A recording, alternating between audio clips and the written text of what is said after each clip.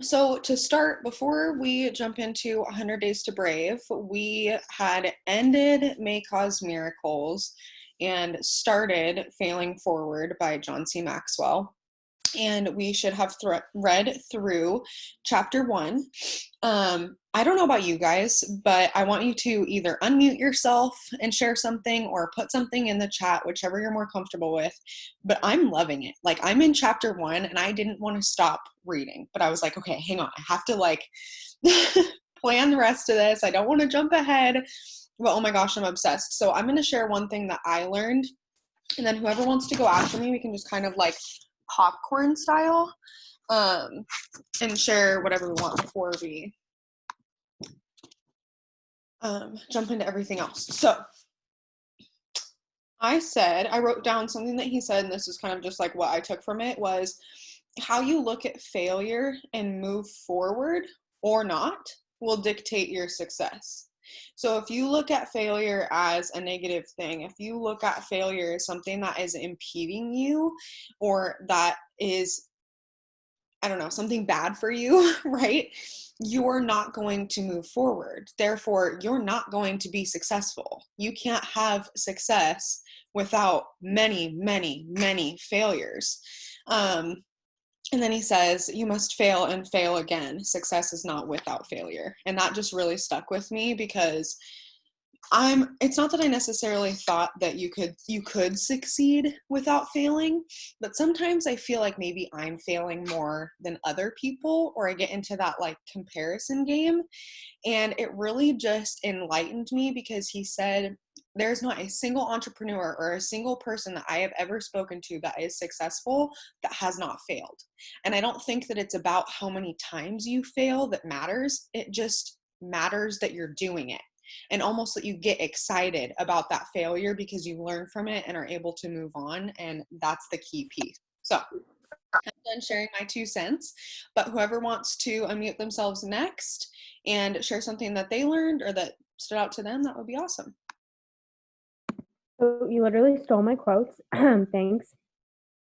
So those are my quotes. Peachy King.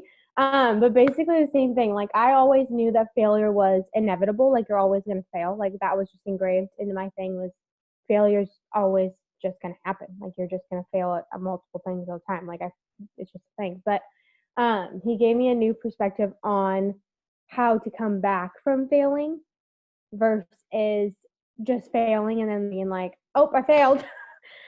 Oh, well, I'll try again, like maybe in a week or maybe in 6 months, like who knows, or whatever. And it's just like keep getting up and keep getting up, because the failure means that you're getting closer. And so that was basically my little tidbit of information.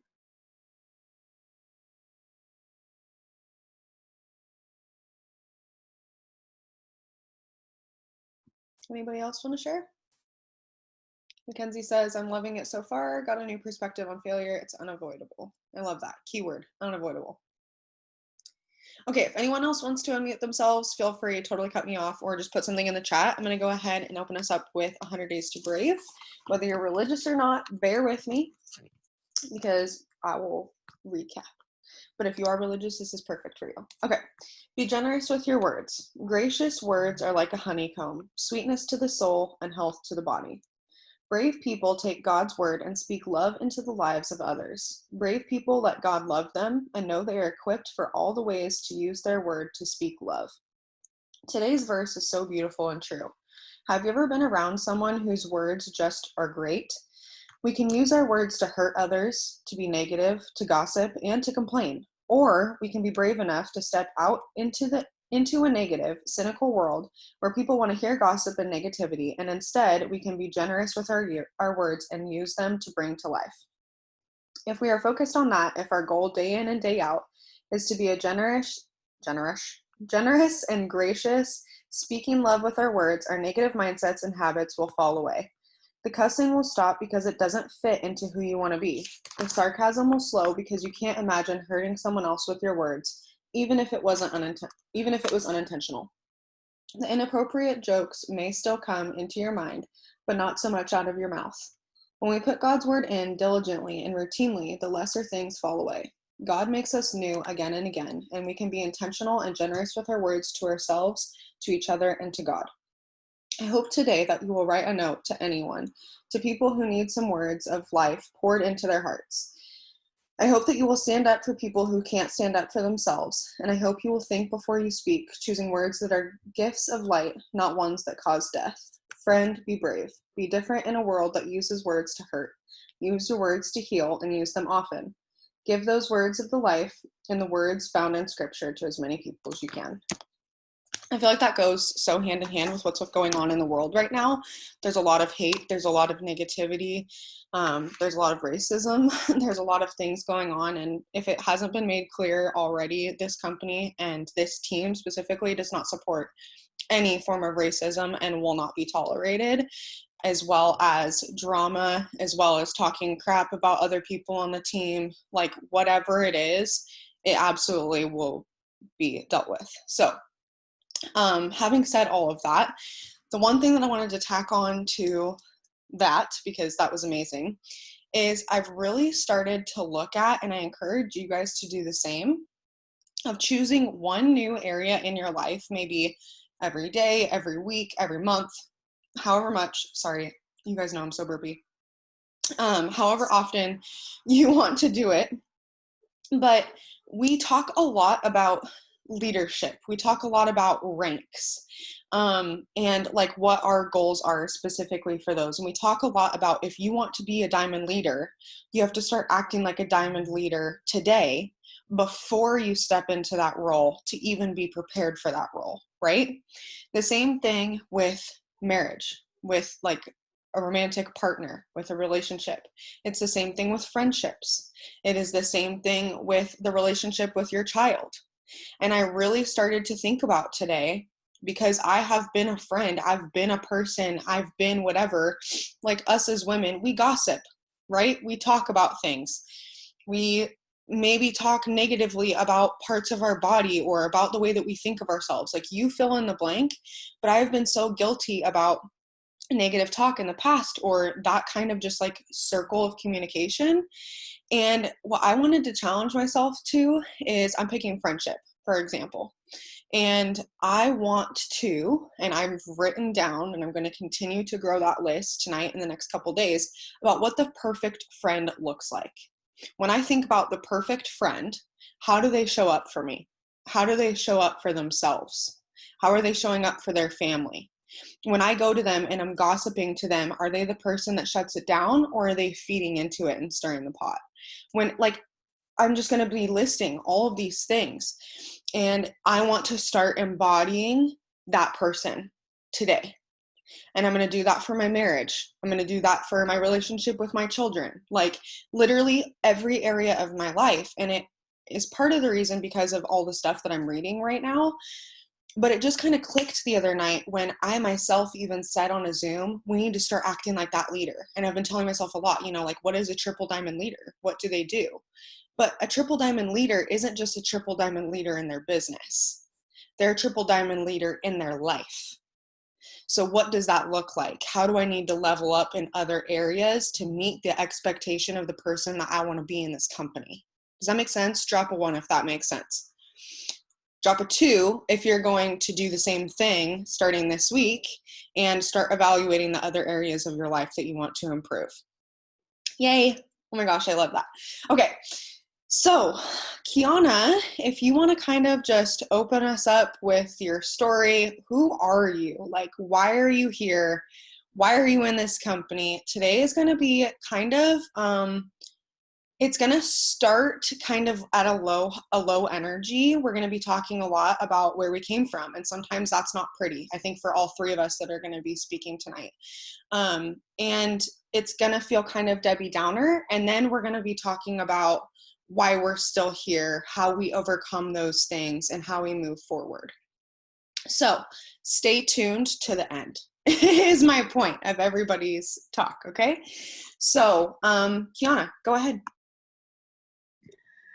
Okay, so I'm always just an absolute mess when I get on these. Like, I'm sweating and like the whole ordeal, right? And I'm always in my car because this is the only time that I get quiet time. Like, my life is crazy. So in the car is when I, am not bothered. So anyways, I'm in the car.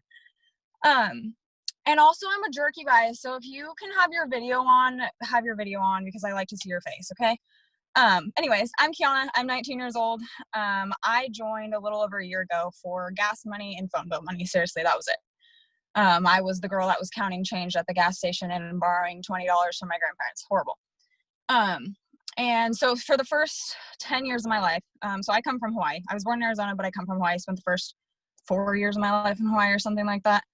And I lived with my grandparents until I was 10 years old. And then I lived with my mom and my stepdad until I was 15 years old. And then I went back to live with my grandparents. Anyways, so I lived a pretty average life. Like, I wouldn't say it was awful. Like, I wouldn't, we didn't have, my grandparents could afford their bills. My mom and stepdad could afford their bills, but we weren't taking vacations. School shopping was like the thing. Like, school shopping was like what I looked forward to, because that was seriously the only time that I got new clothes or I got new shoes, or, I was able to look cool or feel cool or whatever. So school shopping was really awesome. I didn't have a phone, you guys. I didn't have a phone, and I didn't have social media until I was 16 years old. Like, my mom was not about it. She was like, you're not going to have a phone. You're not going to have social media. Like, no way. So when I turned 16, I was able to buy my own phone. And I actually left my mom's house.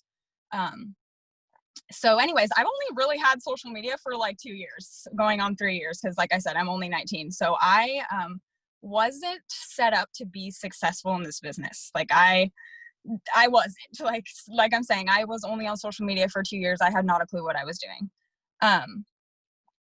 So anyways, that's kind of my story. Is I lived this average life. Like I said, we did vacations. We didn't have fancy cars. We never went out for dinner, like, ever. My grandma always cooked, which was great. Like, I love her cooking. Her cooking's amazing. But I like to eat out. Like, now that I am older and I have the financial stability to be able to eat out, it's pretty awful because I eat out all the time. But anyways, do you want me to just go into why the quitting thing now? Okay. So why quitting is not a freaking option. I'm fired up about this. So for me, it's because my goals and what I want in the future is far bigger than quitting. Like, quitting is just, I don't know how to say it except for that it's just not an option. Like, I always say, you have to catch and cast the dang vision. You have to stop working for the now. If you are 1 foot on one side of the fence, 1 foot on the other side of the fence, that's just not going to work. So you just have to be all in, and you just have to choose. Like, you just have to choose that your future and what you want and your goals and everything is more important than quitting. Quitting is the easy option, and what's easy is never worth it. So putting in the work and doing what's hard per se, which honestly, you guys, like, this isn't hard. This is simple. If you're making it hard, that's on you. But anyways, quitting is easy. So not last year, in February, I lost my great grandma. And that was awful. That was the first death in my family that I personally have been through. Like, there have been deaths in my family, but that was somebody that I was super, super close to. Like, she, in a sense, raised me to be the strong, freaking stubborn woman that I am today. So her passing was extremely hard, you guys. And I did quit. I quit for probably like a week, and I was like, it was just easy. It was just easy to throw in the towel and give up and not, set my phone down and just not care about anything. And I was like, my Gigi passed away. So that's it. Like, I'm just going to quit because my Gigi passed away.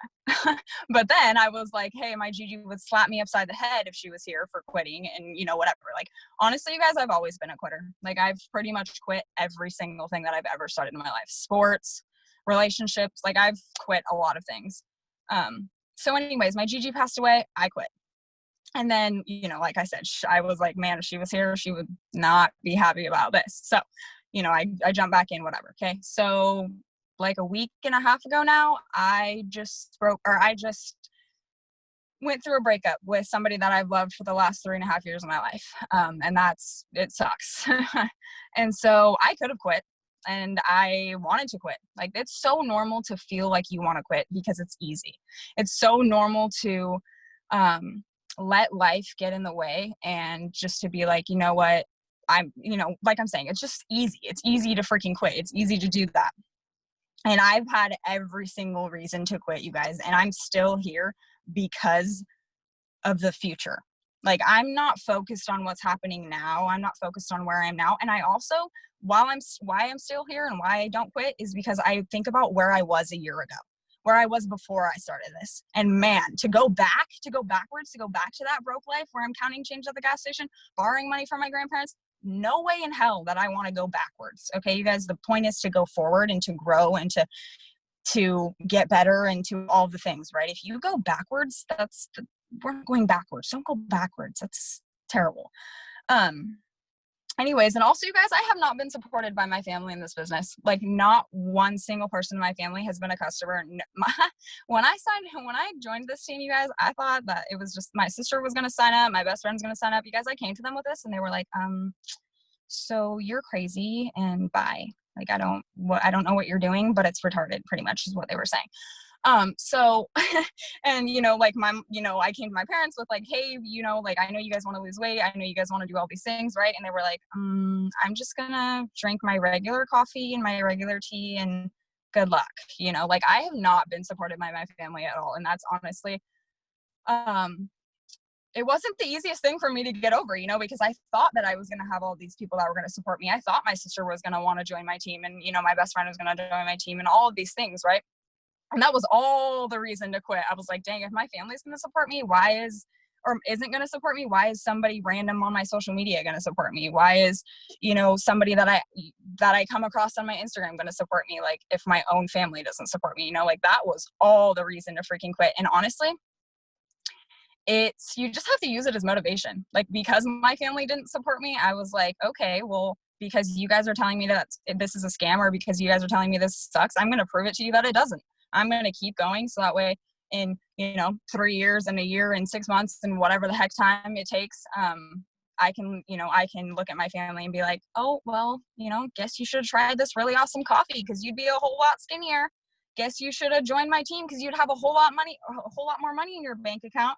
You know what I mean? Like, so use it as motivation. Like, don't let your freaking haters or the people that want to judge you or the people that want to make fun of you or whatever the hell stop you, because those people do not matter, first of all, and those people are also not going to be where you're at in a year. Those people actually, in a year, when they see you thriving and see you living your best life, they're going to be like, oh, hey, Kiana, remember when I said this sucks? Like, now that you're doing these all amazing things and it's great and whatever, like, I want to join your team or I want to buy this coffee or whatever, like, and it's honestly a lot about consistency too.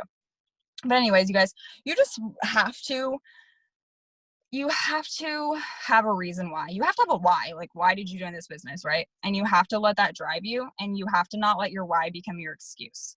So, my why was extra money, or, my why was time or whatever, but I also found myself saying, oh, well, I don't have the money, so I'm just going to quit. Or I don't have the time, so I'm just going to quit. Even though I was like, I joined this so I could have the money, so I could have the time. So why am I going to quit? Like, that makes no sense. And reality, like I just said, I just broke up with my 3.5-year boyfriend like a week and a half ago. I could have quit. I could have thrown in the towel and been like, you know what? I'm sad. I'm full of anxiety. I'm depressed. I'm all the things, right? So I'm just going to stop working my business because I don't know why. Like, I can't even think of a reason for why I would quit, because I do this for me. Like, this is something that I enjoy to do. I'm passionate about this. This is something that I'm doing for me and my family. And that's more important than the haters or the people that want to, make fun of me, or the people that want to not support me or whatever.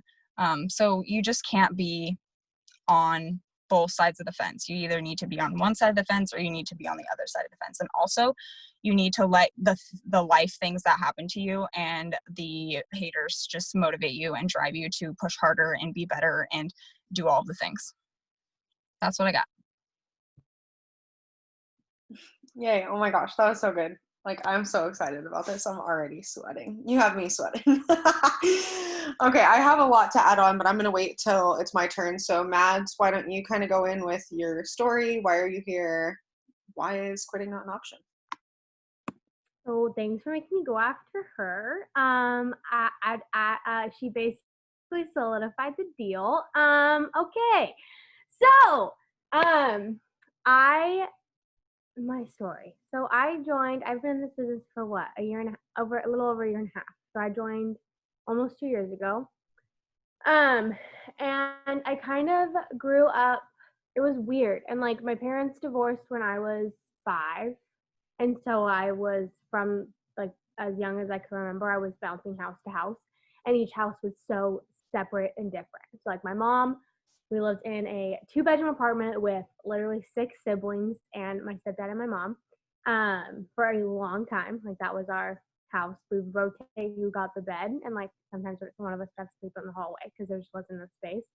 And then you would go to my dad's where I had my own room and my own bed, and like they were at least like more financially stable than my mom. And like growing up, it was really hard to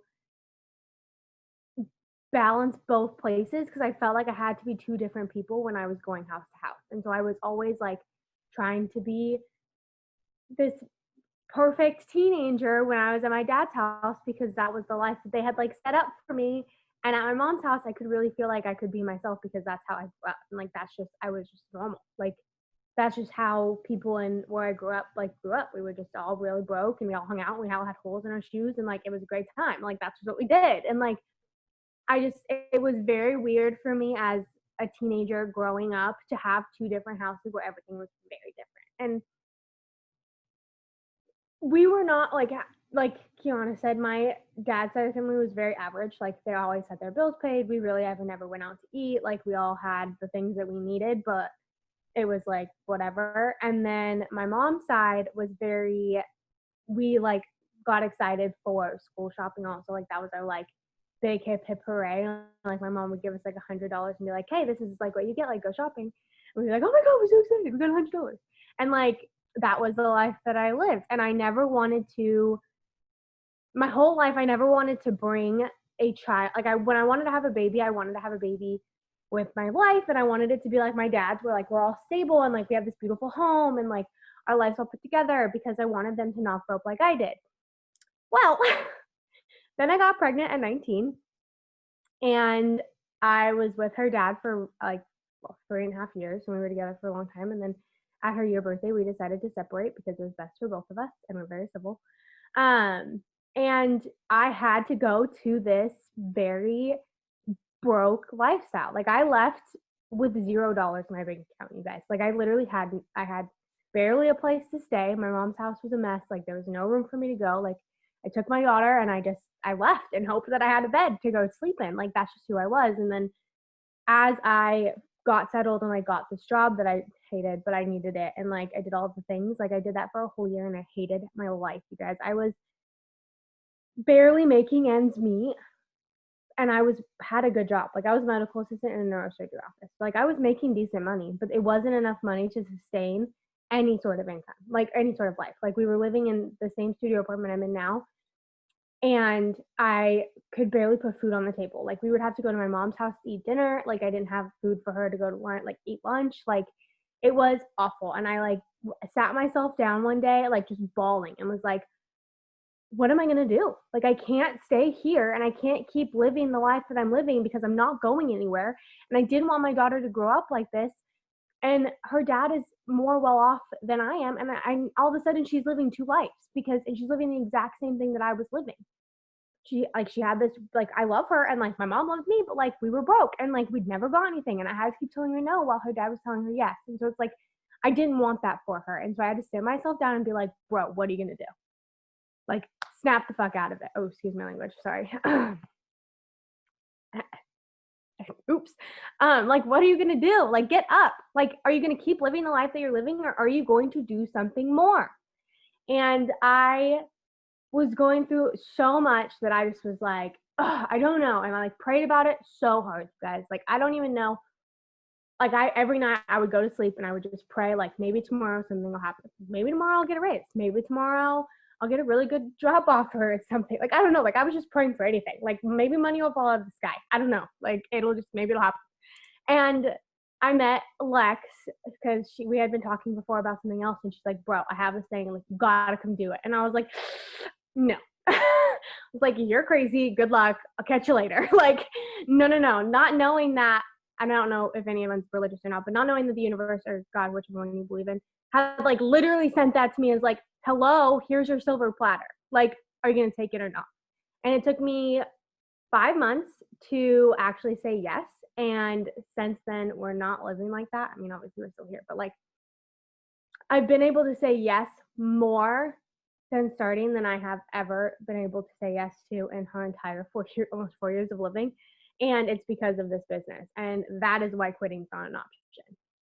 And I know that if you sat in that darkness with yourself before you joined and you're like, I need something more. Like, we got to do something. Like, the bills are stacking up. The debt's there. I have no idea how I'm going to pay my bills. Like, what the heck is going to happen? You don't want to go back to that dark place, because that dark place is no fun and it has no joy, and you're miserable thinking about how much money you owe, and you're checking your bank account every 5 minutes, hoping that the number changes, but it never does. And I know, drop one if you've ever been there, because I know that like 90% of the population has. Like, you're just refreshing your bank account, hoping that more money gets deposited because you need something, and it's just not showing up. And you're like, I don't know what to do here. And you don't want to go back to that. So that's why quitting is not an option for me. Like, I don't ever want to go back to not being able to tell my daughter that she can't get a freaking Barbie that's $10 because I can't afford it, because I can barely afford to put food on the table. I don't ever want to go back to having to go to my mom's house to eat because we had to and not because we want to. Like, I don't ever want to do that. I don't ever want her to grow up. Like, literally one Christmas we got cereal as a Christmas present because my mom was so broke she couldn't actually get us like a gift. So she bought us our favorite cereal.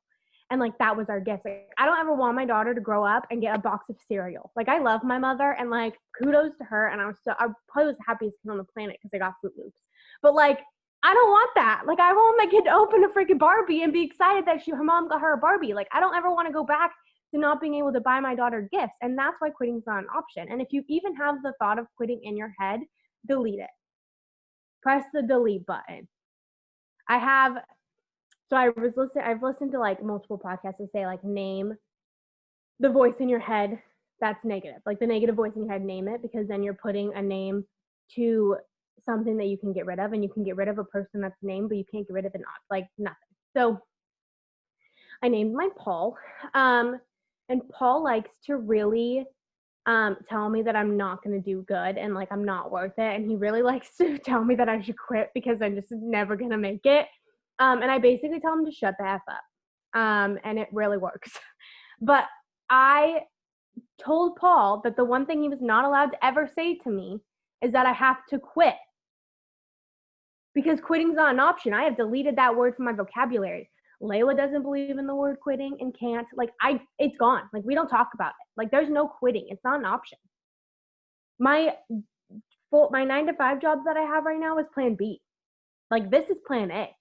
And this will be plan A till the day I die, regardless if plan B is still here or not. Like, plan B is just for fun because I like to get out of the house. Like, that's just for me because I love it. This is plan A. This is what I do every single day to put food on my table and to put a roof over our head. Like, it's not an option. Like, if you put this as the forefront and you make this a thing that you have to do every single day because sorry guys, I ate before this, which is probably not the best idea, but I was starving. If you're putting it in the forefront that this is what's going to put food on my kid's table, that's going to put it in their belly, then you're not going to make an excuse to not do it, are you? Are you going to tell your kid that they don't get to eat that night because you decided that watching Grey's Anatomy was more important? Or that going to bed early was more important? No, you're not going to look your kid in the face and tell them that they can't eat. That's not even if you don't have kids yet. Like, even eventually, like, your future kids. You're not going to sit there and be like, oh, you're not eating tonight because mommy doesn't want to do it. No, you're never going to say that to them.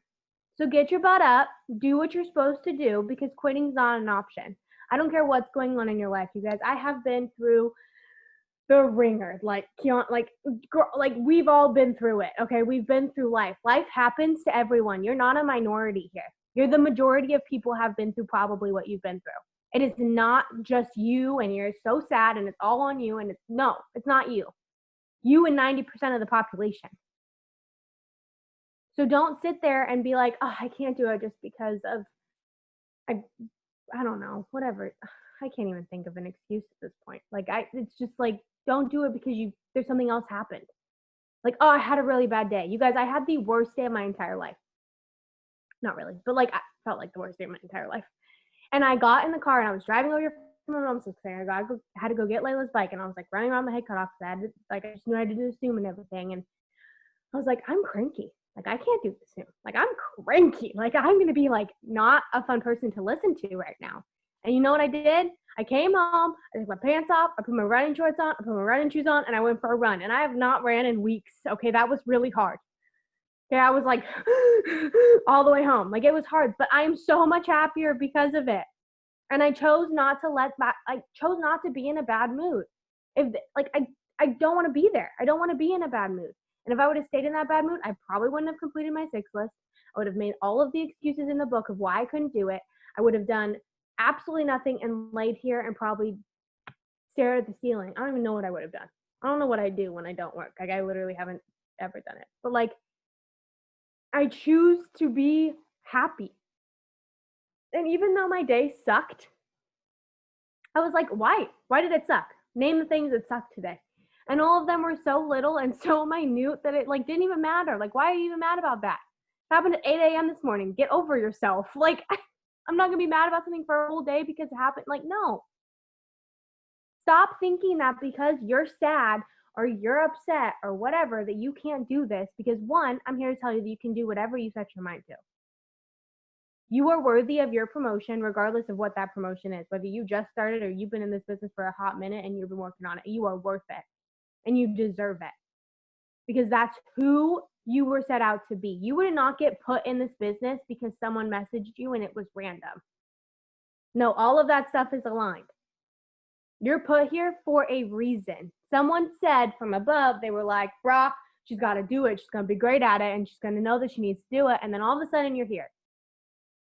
It's not random. So stop thinking it's some random thing that, it's just this thing that happened. Whatever. Like, whatever. Like, no, it's not random. So get your butt to work. And I don't know, be good. Be in a good mood. I don't know how I was gonna end that. I was gonna have like some big like boom, and then I lost the word, and I was like, ooh, didn't work out the way I wanted. But like, you guys get my point. Like, it's not a bad. I love what you wrote. It's not a bad day. It's a bad you, and just figure out what puts you in a good mood. Literally, I listened to self-development my whole way home, and it just wasn't cutting it. You guys, I was like, I hear what he's saying, but I'm still cranky. I'm like, I get what you're saying. Like, I got it. Like, thanks for letting me know. But like, I'm still pissed off. So like, what am I going to do about it? Like, this isn't working. And I got my butt up and I went for a run. And I did what I was supposed to do to make myself feel better. And now I'm here. And I just spoke some fire. And now I feel much better. Right? And I'm sure y'all feel better too. Because I feel better. And I'm spreading good energy. So there you go. That's all I got. I'm done. You guys crack me up. I love this. Okay, so I want to start by saying, before I even like jump into my story, that the reason that we share this and the reason that I'm asking them to share their story and the reason that I'm going to be sharing mine is not to compare. And I don't want you to be comparing your situation to ours necessarily, or ours to each other, or what it is, right? Or whatever it is. But I tell you this because, number one, there's going to be something or someone on, whether it's this Zoom or another Zoom that you watch from a top leader or just another team, that you really relate to that person and you really connect because you have something in common with that person. And it creates this spark of, wow, if they can come from that place, then I can do this too. You know, it creates that belief a little bit. So my story is not super different from theirs. I grew up, my mom and dad were dating, never married. And when I was almost 3 years old, they decided to split up because my dad was cheating on my mom, who is now the woman that he's married to. Fancy that. And I jumped home to home. And my mom was very, very, very, very strict. They were Bible thumping Christians. And I don't mean that disrespectfully. I mean that quite literally. Okay. So, and this is a faith-based business. So if you're Christian, if you're religious, that's perfect. Like, whatever you believe in, that is totally respected here. But I say that because it was very much a part of my life. We went to church every Sunday. My family liked to pretend like we were this big, perfect happy family when really we weren't behind closed doors, but to everybody else we were. And then at my dad's, I had zero supervision. He would wake me up at 3 a.m. and he would drive drunk to go race PIR, and I would sit in the stands like with random people. I would go walk around Beaverton by myself because like there was nothing else to do. And I was like a cute little 11-year-old blonde chick by myself. So needless to say, it wasn't a very safe environment. They weren't ever abusive or anything like that. He was definitely mentally abusive and verbally abusive to me, like called me on my 18th birthday not to wish me happy birthday, but to tell me that he's so happy he doesn't have to pay child support anymore. So I just had a weird dynamic with my parents, but same kind of thing. And it was so funny when you brought up the school shopping, because that was like the one thing for me too. And it really kind of like touched my heart a little bit when you said that, because I remember that was the one time of the year where I got new supplies and I was able to get new clothes until I was about 15. And then my parents said, go get a worker's permit and get a job. So that's kind of like my backstory. And it's kind of funny because as you guys were telling yours, I started to notice that every single other Zoom that I've ever talked about my story, I always started like literally a month before I started this business. I've never talked about my childhood. I've never talked about where I truly came from, like who I really am. And I think part of that is because I wasn't ready. Like I wasn't ready to be vulnerable in that area of my life. I've had a lot of things happen, and I don't want to say they've happened to me. I think they've made me a really strong person. I think they've happened for me to grow into the woman, mother, wife, leader, business owner that I am. But it's made me really tough. I want to talk about for a second, when you, Mads and Kiana, you touched on it a little bit too, about everyone is always going to have a million things that happen over the course of whether you're in this business or not. And I really want you to remember that key word there. To all of us, we all are going to have a laundry list of reasons why we could quit this business. 90% of them are excuses, and I'm going to call BS, and it's you just like manipulating situations because you think that's going to benefit you, and ultimately it doesn't.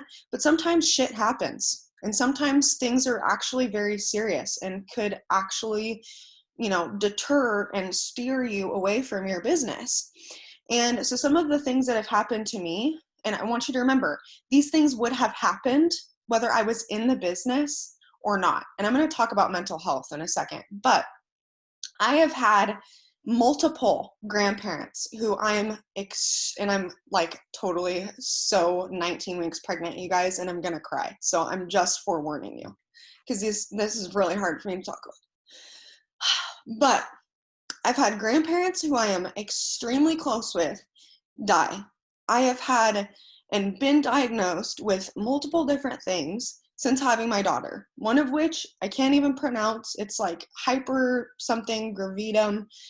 Basically means that my entire 9 months of my pregnancies, I'm extremely, extremely ill. I have to get IVs often. You guys will see me probably in and out of the hospital my whole pregnancy. It's not because I'm not having a healthy pregnancy. It's actually like textbook perfect. It's just extremely, extremely hard on my body. So I want you to know, if you're going through anything health-wise, or people in your family are, I can definitely relate. I will not say that I completely understand your situation because I absolutely never could. Only you can. But I've been there. My mom has gotten stage 2 breast cancer when I was in this business. When I was 8.5 months pregnant, she decides to tell me. My grandma has had to have surgeries when I've been in this business. I have been like literally thrown through the ringer with every financial thing you could possibly imagine, to the point where I was in so much debt when I started this business, and then I paid most of it off, purchased my house, and then life happened again. And what I want you to really be reminded of right now is that you have no, and I'm going to cuss, fucking clue what is going to happen in the next 6 months. You have no clue. And what I can promise you is it's not always pretty. and it sucks and it's hard and it is grueling. But does it ever not feel okay a couple weeks after? I can tell you that after I kind of realized that my mom had cancer, it has taught me a lot about myself. Number one, it's made me get over the fear of me getting it myself, because almost every woman in my family has had either ovarian or breast cancer. So the chances of me getting it, even though we don't have the gene, is pretty high. I was very fearful. I lived a very fearful life. I was afraid of what was going to happen to me at any moment with my health, with my family. I didn't know if we were going to be able to pay the bills next month. We ended up having to, and I'll kind of backtrack. A couple years ago, Connor and I were living in an apartment in Mountain Park, in one of the most expensive places in Lake Oswego to rent an apartment, okay? We got a dog. He ate a poisonous flower and had to be emergency roomed overnight. That's a $2,500 bill, by the way, in case you're wondering. And we didn't have the money for it. I was in and out of jobs, jumping from place to place to place. Because I was very stupid with my money when I was young. So take notes, all you youngins. And I mentioned this last Zoom, I love cars, okay? Especially Beamers. X5s are my weakness, okay? So I bought my dream car. I bought my dream X5, and the transmission decided to take a shit. So I was in tens of thousands of dollars of debt. I had a dog who was stupid and I had to go to the vet. I had people that were dying, things happening. I didn't have a job. We had an apartment we couldn't pay for. And like everything was horrible in my eyes. I felt so defeated, so depressed, so in my feelings. I had so much anxiety, and I was always told my whole life that like mental health wasn't a thing. Anxiety and depression doesn't exist. You're making that up. Okay? By the way, if someone's ever told you that, they're totally wrong. You actually have a chemical imbalance and you need help. I don't say that rudely. I say that literally from experience. So my whole life, people have been telling me how to think. People have been telling me what's okay and what's not okay. I haven't been able to make my own decisions until I moved out. And so I made dumb choices and I had to learn. So all of this stuff is going on. We end up having to move out of our apartment and go live with roommates because we couldn't afford our own bills. Again, we have all this debt, whatever. Then same thing as Mads, boom, get pregnant, totally not expecting it, totally can't afford a child. Like I have nothing. Like I don't even have my own house. Like, what do you mean? So Connor and I got married, had to have like a little makeshift wedding, which turned out to be actually incredible and better than any huge wedding we could have ever had. But we had to do that, whatever. And then I started to really dive into my business. And backtracking a little bit, when I say I'm sick in pregnancies, I mean like horribly, horribly ill, you guys. This pregnancy is easily half as hard as Oakland's. This pregnancy's cake, like literally. With my pregnancy with her, I would not be able to get out of bed. I missed almost 4 months of work over the course of time because I would call in so much because I literally couldn't have enough time to get dressed before I would throw up again. So if I can work this business living on the toilet, throwing up, legitimately feeling like I'm going to die, and actually having to be hospitalized, and promoting while I was giving birth to Ruby, you can do this, okay? I really want you to hear me on that. Then things got better. The $500 that I joined for in this business, I achieved. And when I saw that check, it wasn't like I immediately started going for like more. I just really loved it and was like, wait, hang on. Like, I'm making money from social media. I just made $500. And I was like sick and just like messaging people. I was at home. What is better than that? And so then I said, well, what if I shot for 1,000? Like, do you think that I could do it? And I asked myself that, and I was like, well, shit, you might as well try, right? And so that's how it was. Every single promotion, it was like, what if I went for more? What if I asked for more? What if I learned a little bit more? And I did. And then I went to conference, and you guys, I walked in as an emerald and 45 days later walked out as a double diamond. So when I tell you to get your butt to events, I mean it. Literally changed my life. I don't think that I would still be here if I didn't go to my first conference event. And that's where I caught the huge vision. And then when I went double, it was game over. Like, I literally signed my life away to It Works and was like, I owe you my soul. And it's because my whole childhood, I saw my mom, who was an amazing mom. She had 4 kids, whatever. They were so in debt, and they, like I said, they were the perfect family, remember? So they would never talk about finances, but they always said no and said things like, money doesn't grow on trees. Like, drop a 1 if your family has ever said, I don't know what you think this is. Money doesn't grow on trees. That was like my family's mantra. Okay. So I grew up with a very poor mindset. I grew up with a very broke mindset.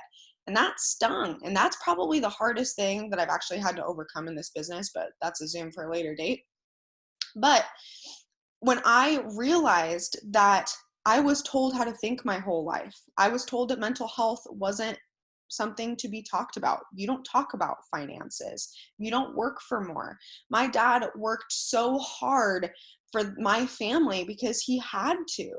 And yet we still didn't have enough money. And so I saw this life, and I didn't have a good example on either side. And I really had to decide what I wanted. And it opened up this whole new world when I was 18 and moved out and had the freedom to make my own decisions and had the freedom to look at what I truly wanted to create for my family and my life. And the second that I got pregnant with my daughter, I didn't have a choice. And you're going to have a moment like that in your life. And I'm not saying that it has to be that you have a kid. It may be that you go to college and you graduate and you get that bill. How's that going to feel when your family can't pay for that? What happens when you are stupid with your money and you've gotten yourself so deep in the hole that you don't even know what it's like anymore to not check your credit card available credit before you walk into the grocery store? I have been that person where I walk in the grocery store and I put that shit on the belt and I'm just praying that they don't scan it fast enough so that I can look on my phone, see which has a balance, or maybe move some money around. And I'm not joking when I tell you I turned red as a tomato and I'm dripping sweat. There have been times I've left the grocery store because I literally couldn't pay for my groceries. And I thought that I had more money than I did. And I had to literally walk away from food that we couldn't afford. Connor and I ate rice and chicken every freaking night for dinner. Like, it was horrible. And so we talk about quitting, and yes, it's so normal, but it's not just this business. Have you ever felt like just giving up on life? Have you ever felt like just giving up on your 9 to 5? Giving up on being a parent because it's too hard? Giving up on being a wife because it's a lot of damn work? I don't say these things negatively. I say them because it's the truth and you're too afraid to say it to yourself. You have to look at those things and say, like, would you give up on your kid? Of course not, unless you're a shitty parent. You would never give up on your kids. You would never tell them that they are not worth it. You would never tell your husband after you take vows, unless, again, he's a shitty husband, that you're walking away. You made a commitment to each other. When you clicked submit on this business, you made a commitment to yourself. You made a commitment to your future. You made a commitment to say yes, just like I did, to start controlling your freedom, to start controlling your time. Within 11 months, I was able to quit my full-time job that I was working 60 plus hours a week at, not making enough, and living with roommates, couldn't afford groceries, in debt, to paying off almost $10,000 in debt, purchasing a home, welcoming a second child into this world. And I wrote a post the other day that really, like, I know that it's stupid because I wrote it, but it sticks with me. because it's something that I hold so true. When I was having Oakland, all I could think about was fear. Again, I felt like I was back in that 16-year-old state. I can't afford this. I can't afford what's to come, but I don't want to give up my kid. So of course I'm going to go through with it, but what do I do? Like, I literally can't do this. Connor and I aren't making enough. And I had to make a decision. And you have to make a decision when you have that life event where it's like, where are you going to go from here? And now in this pregnancy, yes, we're not millionaires. We are nowhere near where I want to be, you guys. My life is not perfect. We are still in debt. Life happens. Remember I told you after I paid off all that debt, life happened. And you're going to have these ebbs and flows. You're going to have these high points and low points in your life. But they're going to happen, and time is going to go on regardless. So are you going to make the best of it, or are you not? And this pregnancy, like I said, I can confidently say that I'm not fearful. I'm excited. And that feels so good. Like, I literally can't tell you how good that feels. To be like, yeah, I can afford the diapers. I can afford the out of pocket that we're going to have to pay when he comes. When I was pregnant with Oakland, I was so damn scared it was a boy because the circumcision isn't covered with insurance. You have to pay out of pocket for that. And it was one more thing. Like, I was adding up all these things that I can't pay for. And now I'm creating lists of things that I want to buy when I figure out if I'm going to put them in the same room or have different rooms. Because I get to make that choice now, but only because of this business. And I don't care if it's this business or something else that you end up deciding to do. You have to make a promise to yourself right now that you are not going to let your past dictate your future. Because the more that you dwell on the past, the more that we even talk about what happened, are you going to let that define you? Am I going to continue to be the broke chick that I was when I was living with my parents and just keep racking up debt and just keep going and buying new cars and who knows where my kids are at? No. What we do here is so simple. You post, you talk to people about the products and the opportunity, you grow your mind. That's it. Yes, there's some other little tasks in between there, but it is so simple. So why do we make it this big thing? Oh, I need to quit. It's too much. Is it too much, or are you overwhelmed with what's happening in your environment that you're letting that seep into your business? Because I can tell you, I let the same thing happen in my marriage. I let the same thing happen with my child. When I'm overwhelmed in my business, I get snappy with Oakland, and that is my cue that I need to take a break. When I get snappy with Connor, it's because I've made choices throughout the day to not do the housework, and I'm overwhelmed that I now have to sit down and work my business because I've been thinking all day about the housework that I need to do, that I'm not working my business, and then I'm pissed at Connor because he's wanting to hang out with me. I get frustrated with myself all the time because I'm not making the right choices. But it's so simple to change that. It's so simple to grow your mind and to recognize those things. It takes practice. It is a skill to catch yourself in those moments. And Kiana and I'm going to call her out because it just makes me think of her when Kiana and I have this conversation all the time. That is why having communication with your upline is so huge, or someone in this business that is above you, whoever it is. Because when you can have open, honest conversations about what's going on in your life right now, and you have a good relationship with your distributors, you can genuinely ask them, are you frustrated with what you're telling me in the business right now? Or are you frustrated because you've told me this is what's happening this week and you're in a shitty mood? It's okay either way, and we can tackle it together, but we need to really truly pinpoint which one it is. And I've been there. I'm there all the time. I've been there today. I've had the busiest day in the world, and I'm sitting here like, oh my God, I still have to send these messages. I still have to send this. And it's like, Usawe. Take a breath. It's not the business. It's not the tasks that are stressing you out. You need to be more habitual. You need to take your time more seriously. You need to recognize your thought patterns and see where you're faulty. I say all the time that our brain is like a computer system, right? And you have a bug in a couple areas, and we need to find them and kill them. One of them, you already told me in the chats, is a broke mindset. One of them might be being overwhelmed in this business, and that's why you feel like you want to give up. What I want you to recognize is it's okay, and it's totally normal to feel like giving up. It's okay to feel like quitting this business.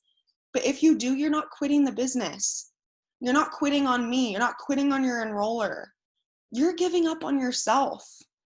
And that makes me the saddest. When distributors quit, I'm not upset that they quit because it's like a reflection of my leadership. I know I'm a good leader. I have confidence in that. I think that they're giving up on themselves because they're not willing to do the work. And that's okay. Anyone can do this business, but it is not for everyone. And you will find that if you are still here after a week in this business, you were built for this. You are supposed to be here. And Matt said it best, you were called. This isn't a coincidence. But now you have to do something with it. And now you have to take quitting off the table because you know it's okay, but you need to recognize, and I put it in the chat, that you're not taking action on that thought. You're going to feel like that a million times. You're going to feel like that a million times in a million other areas of your life. But just like in our book today, Failing Forward, you have to be willing to fall on your face. You have to be willing to grow. You have to be willing to do the steps, the self-development to get there. So, anywho, that's kind of my 2 cents, you guys. The other thing that I wanted to add on to what Mads was saying is, no, it was Kiana, where she was saying, yeah, totally. Where you were saying, oh, shoot, I lost my train of thought since I read your chat. I don't know. What I got from it was, you said you wanted to prove your family wrong because you didn't have a lot of support. And same kind of thing. And my family, obviously had never had a ton of money. We went over that. And so I want to be the first millionaire in my family. I want you to claim something tonight. What are you going to be the first person in your family to do? Are you going to be the first entrepreneur? Are you going to be the first millionaire? Are you going to be the first person to build a legacy for your family? Your homework for tonight is to do that. To what are you going to be the first of in your family? Number 2 is writing your dream person of whatever. I want you to start thinking about friendship, family, all the things. So Kiana has one more thing to say before I close this out. I just wanted to talk about just when you're feeling a certain, so for instance, me, I just went through a breakup, right? And I thought because I went through that breakup and because I'm sad and because I'm full of anxiety and all the things, right, I couldn't show up. But people are going to relate to your vulnerability and to what you're going through more than they're going to relate to your perfectness and your whatever, right? I'm normally always excited when I hop on my stories. I'm normally always just fired up. I'm always talking in my Elmo voice at first and yeah, whatever, all the things, right? And but and so I thought okay, I'm sad right now, and so I don't necessarily want to hop on my story with my Elmo voice and be excited or whatever. So I'm just not going to do it at all, right? And then I did it anyways. I was like, screw it. I'm just going to hop on and just talk about how I'm sad and how this is real life and I'm still working my business. And I'm glad that I'm, joined this business because I can have these sad days and whatever, all of those things, you guys. I had so many people reach out to me. There's a quad started at my house now. So I'm so sorry that this is crazy. But anyways, I had so many people message me and was like, girl, you're amazing. You're doing amazing things. We're so proud of you. Oh, I'm going through this too. Or I just broke up with my boyfriend too, or all the things, right? I had so many people relate to that more than the Elmo voice. So just because you're sad or just because you're full of anxiety doesn't mean you can't show up. It means show up anyways, because people are going to relate to your vulnerability and people are also going to praise you for being able to show up vulnerable. Just do the things. No, 100%. And I think it's key too to point out that there's a very fine line between being extremely vulnerable and being a negative Nancy. And I want you to really catch yourself, because if you are just bitching, for lack of better words, which is not at all what Kiana did. By the way, I literally put in the chat for those of you watching this on replay, I literally loved her story. She was incredible because she did what I'm about to say. So when you have a situation, it's okay to talk about how shitty it was. It's okay to talk about how that sucked. We're all human. And like Kiana's saying, your distributors, your potentials, and even just your network and your family and your friends as a whole are going to get that. And I love that. just make sure at the end to tie it in. And what Kiana said specifically, and I remember this because it's exactly what has helped me, is we get the luxury of being in a company that allows that. It like encourages that and loves to watch you grow through that. What other company pushes you to be the best version of yourself every day? What company makes you listen to self-development to grow your mind and to be a better person, to be a better friend, to be a better mom, be a leader, all of the things. And I loved how she wrapped it all up. I wish I could like literally have saved the clip and shared it with you guys. So share what's going on and then wrap it up by how you're moving forward. How are you going to show people that you can overcome this, right? Or that, like she was saying in the business, how we are pushed to be better, kind of a thing. So, does anyone else have anything to add before I give us our last little homework assignment? Mads, Kiana? No? Okay, perfect. So I feel like that was fire. Drop a 1 in the chat if you learned something tonight, if you related to somebody tonight, if you feel fired up after this. I am so excited to go send my messages. I'm like, I'm going to get the best replies tonight because like my energy is just on one. Okay. So, new homework assignment. I really am pushing myself to read a lot of books this month. I want to read at least 5 books this month, if not 7. So, I've already completed 2, and for me to stay on track and for me to push you guys, I really wanted to push us a little bit. May Cause Miracles was very slow. It was a 40-day challenge. It was one piece at a time. And yes, there were activities, but it was really always less than a 30-minute listen. So I want you guys to read the Failing Forward or listen to, and I wrote it down somewhere. Oh, here it is. Okay, so we read through chapter 1. You're going to read through number 7. I don't know if it's chapter 7 in the book, but on the Audible, hang on. Chapter 2. Yep. Okay, yeah, I think it is chapters. So it's, I don't know if you can see that. Okay, so see how it says chapter 2? There's like a just 2. You're literally going to go to number 7. So number 7 is the past holding your life hostage? So you're going to read through chapter 7 or through the section that is titled, Is the Past Holding Your Life Hostage? Okay. And then we're going to read the rest. I'll give you the rest of the homework and what date we'll be through, but we should have that book finished by the end of the month. We're going to continue to do these monthly. So you need to start having that in your mind that you either need to start an Audible account and do the $15 thing so that you can get the credit. It's cheaper than buying the books usually.